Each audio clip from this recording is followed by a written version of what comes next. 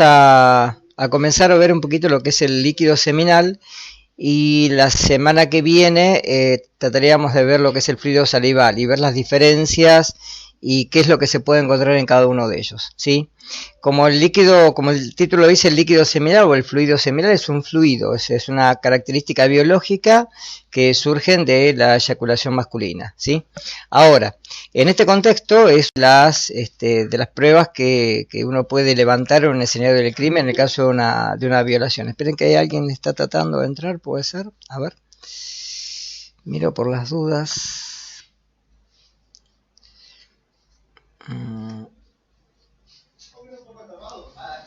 A ver.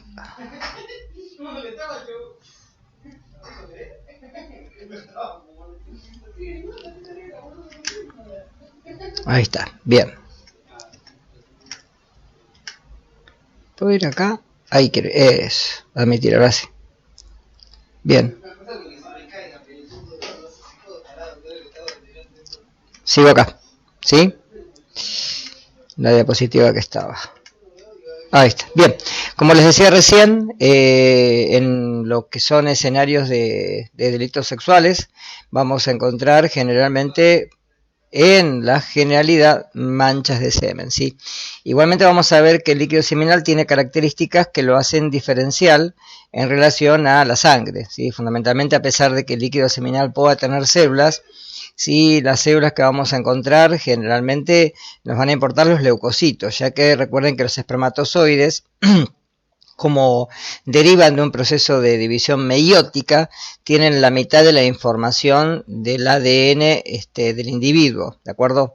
Ustedes recuerden que además, dentro de la primera etapa de la formación de un espermatozoide, en la meiosis 1, hay un entrecruzamiento de pares de genes, o sea, de cromosomas homólogos que entrecruzan sus partes a través de un mecanismo totalmente azaroso, con lo cual eso nos hace que no sea una prueba identificatoria para justamente la pericia de ADN, pero sí el material celular que pueden aparecer como leucocitos, ¿sí?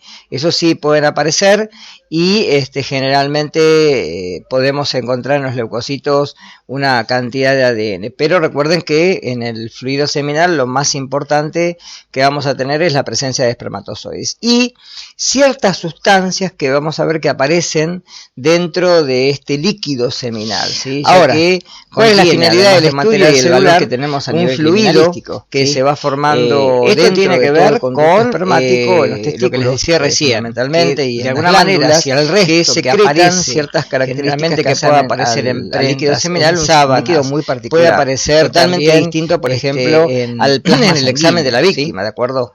Preguntas hasta acá lo examina para ver si, por ejemplo, por penetración puede tener fluido seminal, y hasta acá con esto uno puede armar, ¿sí?, una cierta pericia en el cual podemos, sí, ubicar a un delincuente en justamente el acto delictivo, que justamente es la violación, ¿sí? Bien, ahora, para esto tiene que haber ciertas características que son, de alguna manera prescindibles, ¿sí? Que el perpetrador no utilice preservativo, que de alguna manera no sea azospérmico, ¿sí? El término azospérmico implica que no va a tener espermatozoides, pero sí el fluido va a estar presente, es decir, que yo puedo encontrar otras características que no son justamente la presencia de espermatozoides, ¿sí? Bien. ¿A qué se denomina esperma? ¿Sí? O líquido espermático, o líquido seminal, o fluido seminal. Puede ser cualquiera de las opciones que yo les dije recién, ¿sí?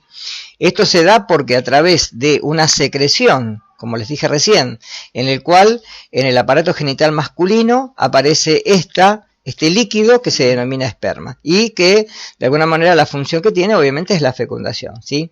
Fíjense que menos del 10% del volumen total corresponde a los espermatozoides, que son derivados de una segunda división meiótica a través de las espermatogoinias que se almacenan, ¿sí?, en forma primigenia y que luego por dos procesos de formación, ustedes recuerdan que acá es muy distinto a lo que ocurre en la mujer. En el hombre, la cantidad de espermatozoides que se forman a partir de una espermatogonia son 4, En cambio, en la mujer, solamente a partir de una ovogonia se forma un ovocito maduro, que culmina su segunda división meiótica únicamente en el momento de la fecundación. En cambio, los espermatozoides, que generalmente son mucho más abundantes, ¿sí?, el hombre los puede, ¿sí?, seguir generando hasta la edad reproductiva, que a veces oscila hasta los 70 y pico de años. O sea que en el hombre siempre tenemos líquido eyaculatorio, ¿sí? Ahora, el 90% restante es el líquido seminal, y ese líquido seminal tiene ciertas características que también nos sirven como, ¿sí?, una prueba de orientación, ¿sí?, poder de alguna manera determinar si el líquido es esperma o no. Nosotros vamos a encontrar generalmente en el escenario una mancha, ¿sí?, una costra. Va a depender del tiempo en el cual se haya depositado y fundamentalmente de las características del escenario. Esperen que voy a dejar entrar a alguien. Ahí está, bien. Con lo cual, sí, generalmente las características que tenemos acá, ¿sí?, en la, ¿qué es un espermatozoide? ¿Cómo está conformado? Tiene 3 regiones bien diferenciales. ¿Y por qué marco esto? Porque después, con una de las coloraciones que se pueden hacer, ¿sí?, uno puede identificar las 3 regiones. Primero vamos a tener una cabeza que contiene todo el material genómico, un núcleo, que recuerden que es N, es decir, que acá hay solamente 23 cromosomas, no tenemos 46, ¿sí?, por una cuestión reductiva. Recuerden que la meiosis es justamente una reproducción del celular reductiva, en donde el número de espermatozoides se lleva a la mitad. Con lo cual acá vamos a tener 23 espermatozoides, del cual de este juego con los 23 cromosomas, de la mujer, van a formar un individuo con 46. Ahora, la parte que digamos que va a penetrar en el ovocito y que va a actuar sobre la membrana, sobre la vellosidad pelúcida, se denomina acrosoma. En el acrosoma hay enzimas que son las que van a actuar para poder penetrar adentro del ovocito, y es una región muy electrodensa y que tiene forma de punta, forma de flecha. Ahora, dentro de esto vamos a tener una pieza intermedia donde vamos a encontrar una gran cantidad de mitocondrias. Acá hay que tener cuidado porque cuando uno busca ADN mitocondrial, ¿sí?, uno podría extraer de acá, ¿sí?, parte genómica, ¿sí?, y podría ser un perfil en el cual si en ese perfil uno intenta, por ejemplo, buscar por fragmentos polimórficos una relación con el individuo, se podría encontrar. Pero si queremos buscar ADN mitocondrial, acá no lo vamos a encontrar. ¿Por qué?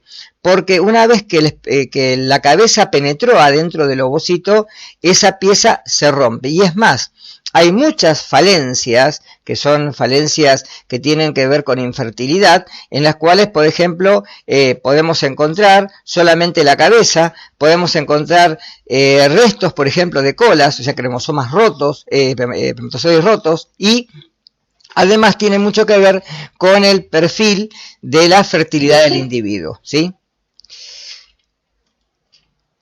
Bien. Por otro lado tenemos el flagelo. El flagelo, recuerden que es la cola que mueve al espermatozoide para poder llegar desde el canal vaginal hacia las trompas y que se produzca la fecundación, ¿de acuerdo? Todas estas piezas son las que se pueden colorear. Ahí tienen un detalle, fíjense, de la dimensión. Fíjense que la longitud de la cola oscila entre 40 y 50 micras, es decir que esto solamente lo podemos visualizar al microscopio. Si la muestra es muy fresca o a veces está tomada de la víctima, podemos ver espermatozoides móviles. En cambio, si pasaron unas horas, ¿sí?, ya solamente vamos a ver espermatozoides inmóviles. Igualmente esto, uno puede levantar la muestra con solución fisiológica del lugar donde se encuentra la mancha. Fíjense que la mayoría del líquido observar que vamos a tener en fresco se va a componer de un 46 al 80% está producido por las vesículas seminales, prácticamente del 13 al 33 por la glándula de la próstata, que es muy importante porque justamente acá se va a dar un antígeno que se denomina antígeno prostático.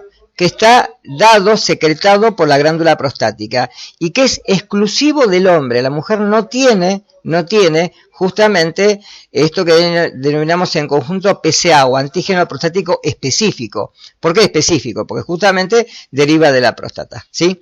El 5% es producción de los testículos y el epidídimo, el 2 al 5% de las glándulas uretrales y vulvouretrales, y fíjense que menos del 10% del volumen corresponde a los espermatozoides y el resto al líquido que denominamos líquido seminal o fluido seminal, ¿sí?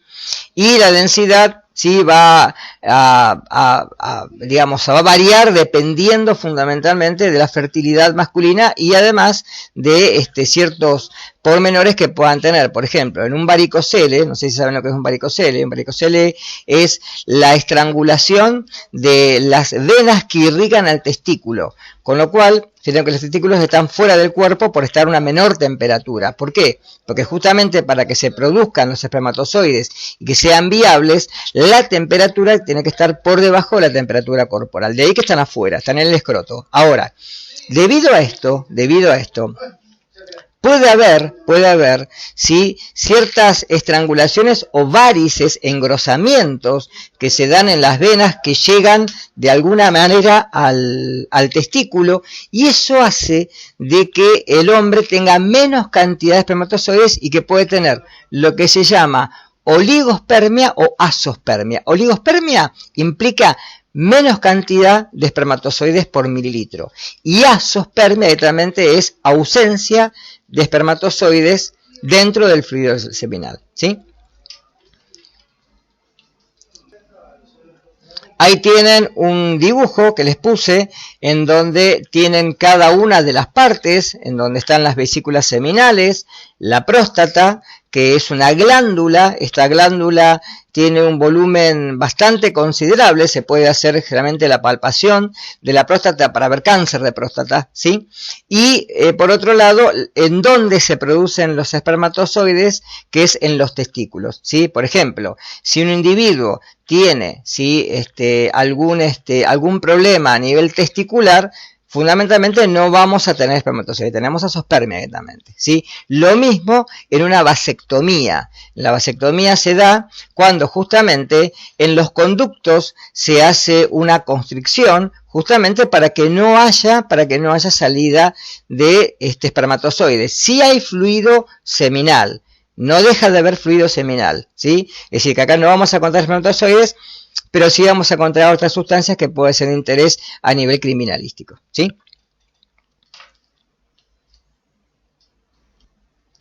Bien, ¿qué podemos encontrar? Fundamentalmente aminoácidos, ¿sí? Porque justamente el líquido espermático es rico en aminoácidos y en proteínas. Vamos a encontrar iones, y uno de los más comunes que a veces se puede titular es el zinc, de los que tienen ahí, ¿de acuerdo? El zinc porque es un ion diferencial. Fíjese que calcio, potasio, fósforo y sodio tienen también cualquier tipo de fluido, pero el zinc es un complemento enzimático especial que podemos encontrar en el fluido seminal. Como hormonas, la principal es la testosterona, que es justamente la que produce la espermatogénesis, la formación de espermatozoides. Podemos encontrar ácido cítrico, porque el pH del líquido seminal es ligeramente ácido. Podemos encontrar colina, como también un aminoácido especial. Y podemos encontrar espermina y espermidina, que le da el olor característico al semen. También vamos a encontrar esto que les dije, que voy a detallarlo mucho más adelante, que es el antígeno prostático específico.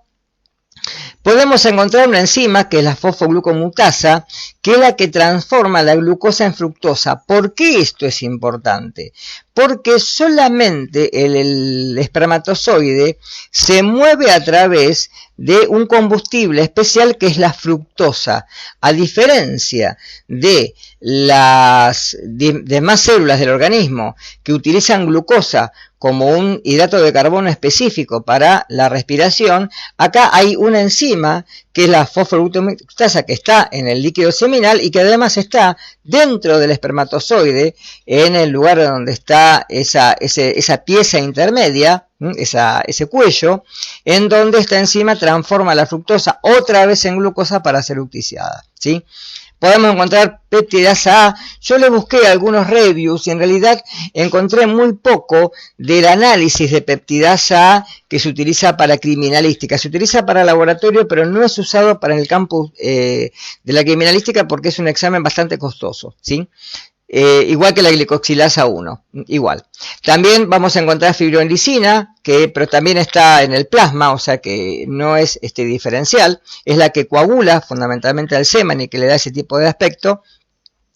Y además esto es secretado por las glándulas que hacen de que este líquido tenga una característica muy especial, ¿de acuerdo? De ahí que también se secreta una cantidad de moco que también lo hace viscoso. Por ende que también esto tiende rápidamente a formar costras. De ahí que en la escena del crimen lo van a levantar generalmente con hisopos o con gasas. Bien. Acá tenemos lo que vendría a ser un seguimiento, ¿sí? Una especie de resumen de cómo podemos hacer. Primero, localización de la muestra. La localización puede ser visual, puede ser táctil de la mancha, o también puede ser por luz ultravioleta, ¿de acuerdo? Una vez que localizamos la mancha y podemos decidir que se trata de un fluido biológico similar al semen, hasta ahora no sabemos si es semen, ¿sí? Se deriva para dos muestras distintas. Una, ¿sí? Se puede trabajar, como les dije, con un hisopo o con una gasa y tomar una cantidad de la muestra y hidratarla con solución fisiológica. De ahí se separa en dos y se centrifuga a bajas revoluciones. ¿Por qué a bajas revoluciones? Justamente para no destruir los espermatozoides. De ahí vamos a tener un sobrenadante, la parte superior líquida, y un pellet, la parte inferior, ¿sí? Que está de alguna manera ya centrifugada. Del sobrenadante, que es el líquido, podemos hacer fotasa ácida prostática y podemos hacer PSA. Y del pellet podemos hacer la observación microscópica después de la centrifugación, ¿de acuerdo? Ahora, también de esto podemos tomar un hisopo. De ahí vamos a usarlo directamente con solución fisiológica, directamente sin centrifugación directa, para hacer un examen directo. También se pueden hacer los antígenos del grupo ABO, se puede hacer la fosfoglucosidasa o también se puede hacer el péptido A, ¿de acuerdo?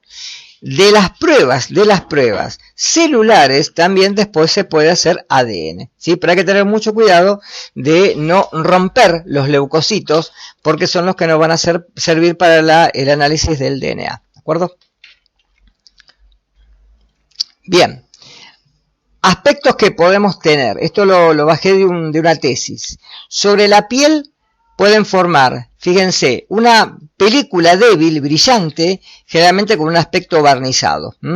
Sobre telas, generalmente va a depender del material, ¿sí? Va a depender si, por ejemplo, el material puede ser la ropa de cama, una ropa interior, pañuelos, o generalmente dependiendo del lugar en donde haya caído la mancha, ¿sí? Porque dependiendo de la superficie de absorción, el aspecto y el color va a ser distinto, ¿sí? Sobre telas no absorbentes, por ejemplo, lanas, terciopelo, nylon, ¿sí? Forma generalmente escamas, porque generalmente esto impide la coagulación o la microcoagulación del plasma seminal. Problemas. Los problemas que podemos tener, primero es la naturaleza de la mancha. Como les dije hoy, si de alguna manera no hay presencia de espermatozoides, ¿sí? Que esa sería una prueba de orientación, ¿está claro? No es de certeza. Y además la especie animal a la cual pertenece el esperma. La cantidad generalmente que puede haber en la mancha y después la identidad genética del semen por ADN, que a veces es bastante complejo poder hacerlo. Fundamentalmente por la cantidad de material que tenemos. A veces se puede hacer del lugar más sobre pelos, ¿sí? Sobre el pelo que sobre el semen. ¿Por qué? Porque en el pelo, si justamente hay derivación del bulbo piloso, vamos a encontrar una buena cantidad de ADN. Pruebas de orientación. Bueno, una de las pruebas de orientación más común es la luz ultravioleta, ¿sí? Porque fundamentalmente a esta longitud de onda, fíjense, de 250 a 260 nanómetros, uno con la lámpara, puede haber justamente las manchas de esperma por fluorescencia directa. El disfosfato de espermina, que es producido por justamente que está presente en el líquido seminal, puede dar una reacción positiva. Ahora, ustedes recuerden que siempre que hacemos bioluminiscencia o luminiscencia, puede haber otros materiales que también tengan sustancias que puedan generar un falso positivo. Por eso son pruebas de orientación. Otra prueba de orientación, que es mucho más específica, es poder determinar la fosfatasa ácida. La fosfatasa ácida no solo se encuentra en el semen, sino también la tenemos en el hueso. Es decir, que vamos a encontrar en la fosfatasa ácida una fracción ósea y una fracción que es exclusiva de la próstata. Por eso generalmente tenemos que tener, ¿sí?, un examen diferencial en la muestra, determinar primero la fosfatasa ácida total y después poder determinar justamente la ósea para por resta sacar la prostática, ¿de acuerdo? Por eso es un análisis un poquito más complejo, pero se puede hacer perfectamente. Ahí tienen lo que sería, ahí les bajé unas fotos, lo que sería la mancha del esperma que es no visible, y cuando hay espermatozoides con la luz ultravioleta, cómo se ve visible, ¿de acuerdo?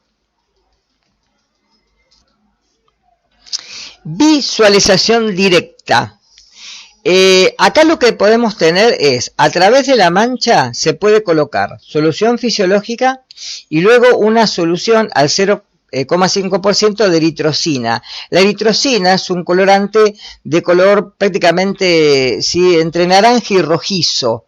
Se utiliza muchísimo para las reacciones generalmente de todo lo que vendría a ser visualización de tejidos. Y lo que se hace es comprimir el material para que generalmente el componente de la mancha pase la solución. Luego se retira la muestra, se coloca entre cubre y pobre, entre cobre y cubre objeto y porta objeto sería un examen en fresco, ¿de acuerdo? Y se mira en 40 por, es decir, si ustedes tienen un objetivo, recuerden, de 10, serían 400 por. El aumento total, ¿de acuerdo? Siempre recuerden que para el aumento total se multiplica el objetivo por el ocular. Y generalmente acá los espermatozoides se ven con toda la cabeza teñida de un color rosa. A veces es muy difícil ver las colas, pero se pueden ver, pero en la cabeza se ve bien teñida y se ve bien la forma que es de tipo ovoide, que no es bien circular. Recuerden que esto es en fresco, es decir, acá hay que tener la mancha en suspensiones fisiológicas. Empezamos con las tinciones a través de lo que serían algunos reactivos. Bueno, acá hay una tinción que generalmente la van a encontrar con el nombre de árbol de Navidad. Es una modificación de L.S. Stone. Esto se los saqué de un libro de lo que sería toda la parte de criminalística a través del laboratorio forense, ¿sí? Tienen dos soluciones, la solución A y la solución B, ¿de acuerdo? La solución B es una solución que tiene ácido pícrico, es bien amarillo, y con el agregado generalmente de un medio alcalino, ¿sí? Queda bien saturada, y las soluciones se preparan, se dejan en frascos a resguardo de la luz y se utilizan en el momento, ¿sí?, por separado. La solución A es una solución solución tintorial, es el Nuclear Fast Red, que se utiliza generalmente en presencia de sulfato de aluminio. Esto le da generalmente una consistencia un poco mayor, y la salinidad del medio aumenta la pigmentación que pueda tener al fijar la muestra y al colorearla. Lo que se hace es con el pellet, recuerden que acá estamos del otro lado, no en fresco.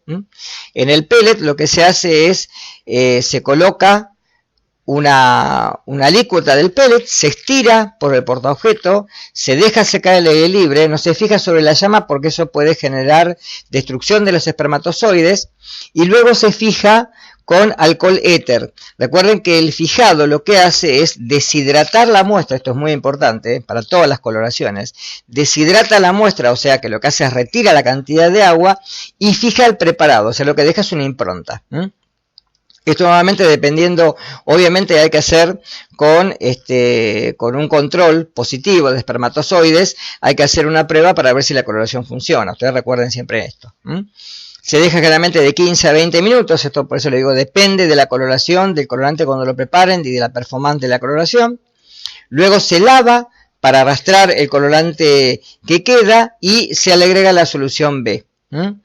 Se agrega alcohol etílico para fijar mejor el colorante secundario y luego se observa al microscopio con lente de inmersión. Es decir, recuerden que el lente de inmersión tiene la característica de ser de 100 normalmente, o sea que están viendo 1000 veces por, ¿de acuerdo? El de inversión se denomina así porque lo que hace es colocar el portaobjeto ya con la coloración en marcha, hecha, ¿no? Se le coloca una gota de aceite de inmersión, de aceite de cedro, o en su caso, si no tienen vaselina, y luego se sumerge muy lentamente el lente hasta que hace contacto, y se lo baja hasta poder ver de alguna manera el preparado. Si la coloración está bien, se tiene que observar el acrosoma de color rosa pálido, y el núcleo mucho más intenso, porque tiene material genómico, que normalmente el núcleo, como tiene la cromatina, generalmente toma mejor el colorante. Y el flagelo se ve de color verde.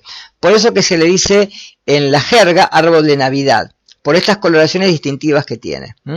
Acá les pude buscar, me costó encontrar alguna que ahora la vamos a ver después. El método de hematoxilina de eosina no es un método que se utilice exclusivamente para esto. Se utiliza muchísimo para cualquier tinción citológica. Fundamentalmente para todo lo que es citología forense se puede usar esta preparación porque lo que hace generalmente es teñir células, ¿sí?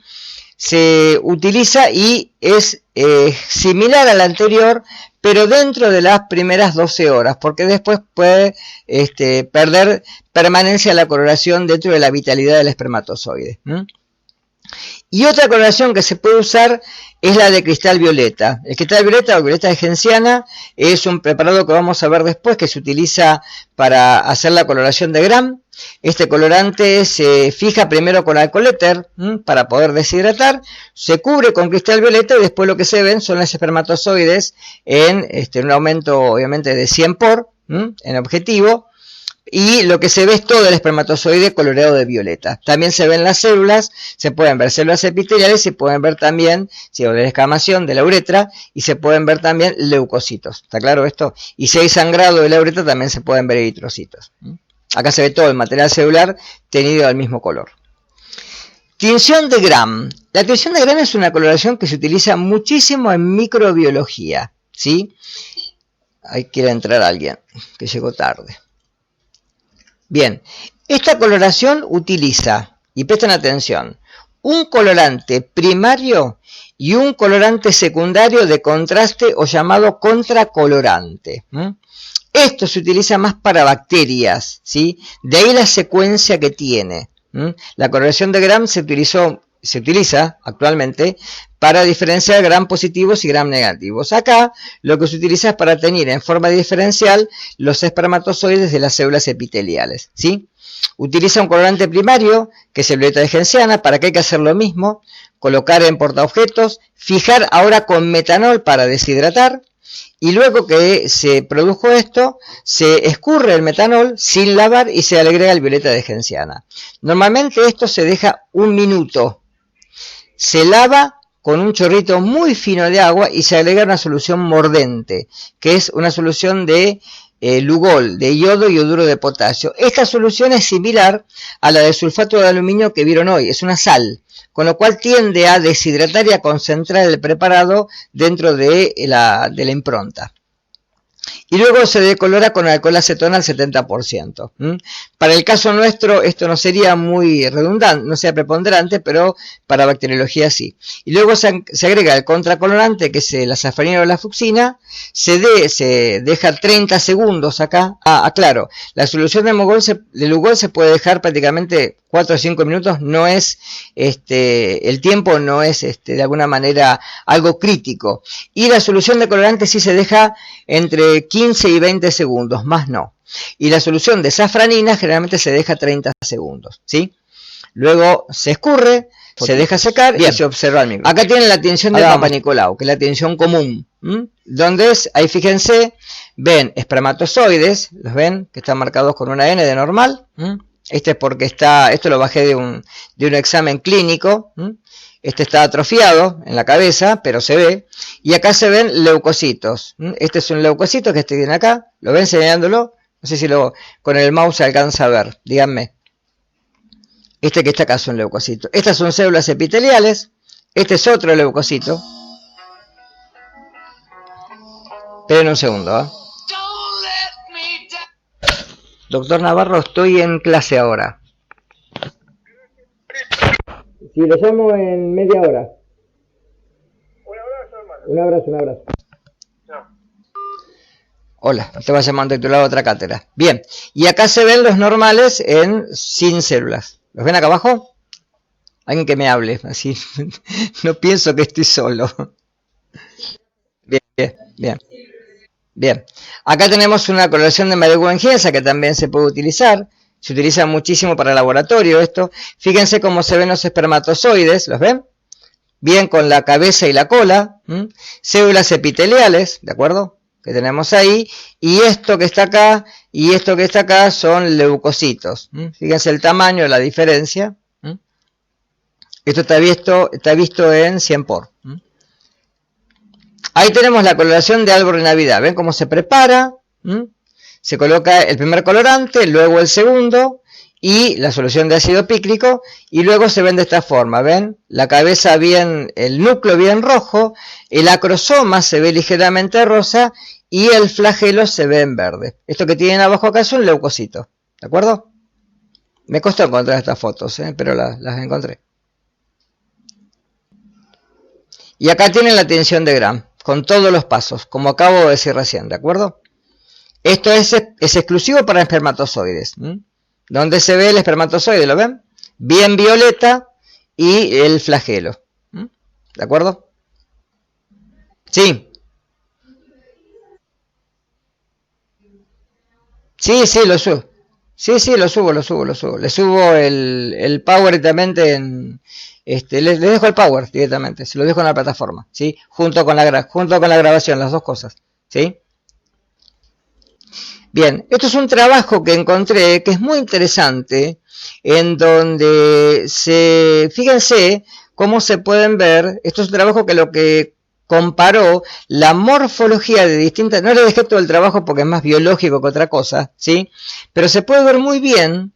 En el caso es raro, pero puede pasar, ¿sí? Que haya esperma de otra especie que no sea el humano.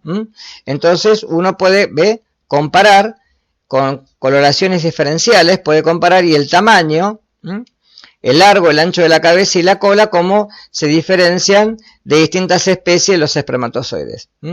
Era muy interesante este trabajito. Bien, vamos a la parte del líquido seminal. ¿Qué podemos hacer? Y podemos encontrar primero la fosfatasa ácida, como una prueba de orientación, ¿sí? Que ya nos diría que es líquido seminal. Porque si yo no encuentro espermatozoides, encuentro una mancha que pueda ser de alguna manera testeada como posible de un escenario de una violación, ¿sí? El individuo es azospérmico y yo no lo puedo demostrar fehacientemente, con lo cual yo encuentro un líquido similar al semen, pero puedo detectar, por ejemplo, fosfatasa ácida, ¿sí? Es una enzima, y lo que se utiliza generalmente es un reactivo que es el alfa-naftilfosfato, que la fosfatasa ácida lo hidroliza formando, ¿sí? Generalmente el fosfato liberado por un lado y el alfa-naftol. Uno acá puede medir generalmente la presencia de fosfato en el medio, y lo que utiliza es que el naftol, acá tienen el procedimiento, después les dejo el kit que se utiliza en laboratorio, y fíjense que como la fosfatasa ácida también está en el hueso, hay que determinar la total y luego hay que determinar la no prostática. Por la resta me da la prostática. ¿Está claro esto? Es decir, uno lo que determina en el laboratorio es, por un lado, la total. Con otro reactivo, ¿sí? Que generalmente utiliza algo que resiste a la fosfatasa no prostática, y por resta lo que hago es determinar la prostática. ¿Estamos? Si justamente corresponde a una fracción que sea evidente del líquido espermático, yo puedo decir que esta prueba es de esperma. ¿De acuerdo? Que esta mancha que encontré es de esperma. Si no, no. Y lo más interesante es el antígeno prostático. Esta prueba ya sí es de certeza. ¿Sí? Acá yo ya puedo decir que es semen. ¿De acuerdo? Y obviamente las pruebas de certeza van a continuar con el diseño de los antígenos del grupo ABO más el diseño de los antígenos por PCR del ADN. ¿De acuerdo? ¿Qué es el PCA? Es una glucoproteína. Esta glucoproteína se sintetiza, como les dije hoy, directamente por la glándula prostática, no por otro lado. Con lo cual van a utilizar un kit comercial similar, muy similar al EnCheck. Es una inmunocromatografía, que lo que utiliza generalmente es algún conjugado. En este caso el kit que yo les encontré es uno de oro coloidal, que tiene un anticuerpo. Entonces, a medida que la muestra pasa, lo que hace es unirse al anticuerpo, y si la prueba es positiva, me da, ¿sí?, en el cartuchito, me da 3 bandas. Si es negativa, tiene una banda control, por lo menos para visualizar de que la prueba funciona, ¿de acuerdo? Ahora, la prueba tiene un nivel de detección de 4 nanogramos por mililitro, o sea que es muy sensible, ¿de acuerdo? Muy sensible, por eso es una prueba altamente fidedigna. Ojo, no es la prueba que se utiliza para titular el antígeno prostático para diferenciar, por ejemplo, cáncer de próstata. Esta es una prueba, digamos, de screening, es decir, me va a decir si hay antígeno prostático con una cierta titulación, pero si yo quiero determinar en un individuo si hay cáncer de próstata, tengo que hacer una prueba mucho más específica, una prueba de quimioluminiscencia, pero para esto, directamente con esto me basta y me sobra. Es como sería el EnCheck que ustedes utilizaban para ver sangre oculta de materia fecal, igual. Es una prueba que me dice si hay antígeno prostático y con una cierta sensibilidad. Ahí tienen el cartucho como es, muy similar a los diagnósticos de embarazo. ¿Lo ven acá arriba? Donde uno lo que hace es retirar de alguna manera el cassette de la bolsa que viene protegida, que viene con un conservante. Luego le agrega generalmente suero, plasma o sangre, o en este caso semen, ¿sí?, el fluido que vamos a obtener rehidratado con fisiológica, y luego se agrega el diluyente para poder escurrirlo. Todo tiene que estar a temperatura ambiente. Y luego los resultados, ¿sí? Si es positivo, van a aparecer 2 líneas, como aparecen acá. En algunos cassettes que yo encontré también pueden aparecer 3, ¿sí? Es negativo si aparece una línea. Si es inválido, si de alguna manera aparece una línea tenue, que no es la línea que tiene que ver con, por ejemplo, con respecto a la prueba positiva. Por eso generalmente tienen, de alguna manera, ¿sí?, el control lo que me visualiza si la prueba es positiva.